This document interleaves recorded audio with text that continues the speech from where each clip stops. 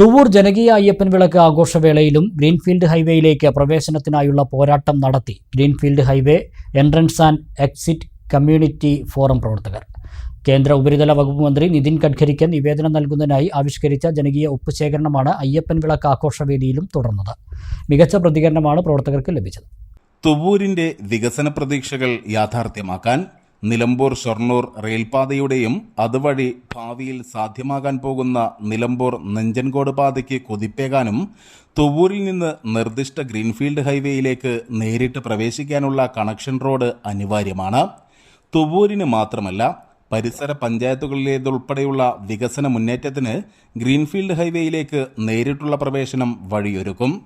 5.5 kilometre ദൂരമാണ് പ്രസ്തുത highway Thuvvur പഞ്ചായത്തിലൂടെ കടന്നു പോവുക.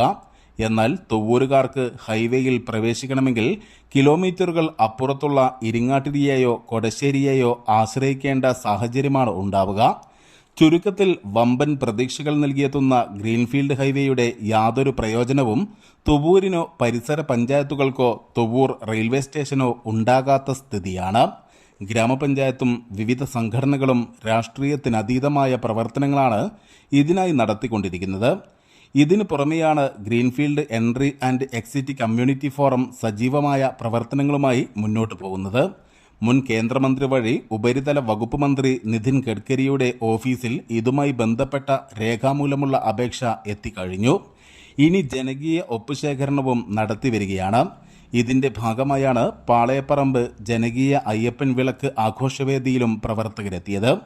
നാടിന്റെ വികസനത്തിനായി ഒരു ജനകീയ ആവശ്യം യാഥാർത്ഥ്യമാക്കുന്നതിനായി ഏവരും ഒരുമിക്കുന്ന കാഴ്ചയാണ് ഇവിടെ കാണാൻ കഴിഞ്ഞത്. ഒരുപാട് ചരിത്രങ്ങളുണ്ട്.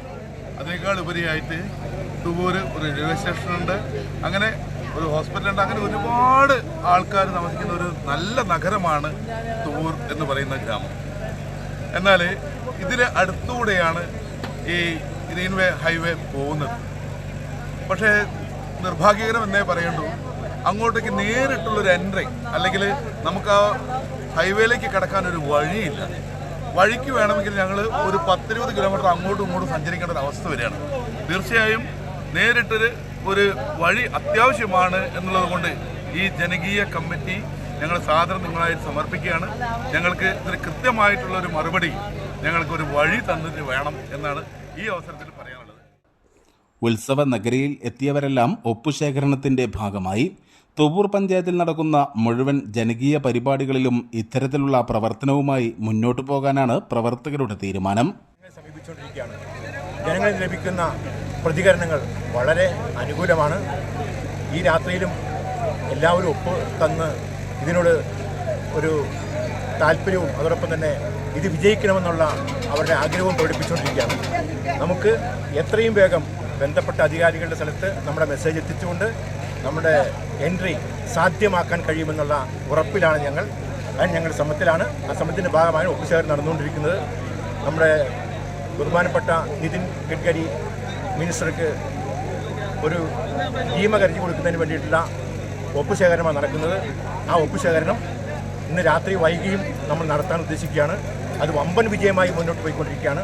അതോടൊപ്പം തന്നെ എല്ലാ ജനങ്ങളുടെയും സഹകരണം, എല്ലാ വിഭാഗത്തിൽപ്പെട്ട ജനങ്ങളുടെയും സഹകരണം ലഭിച്ചുകൊണ്ടിരിക്കുകയാണ്.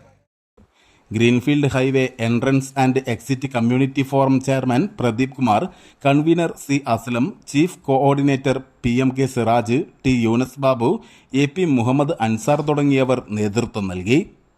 News bureau, Thuvvur.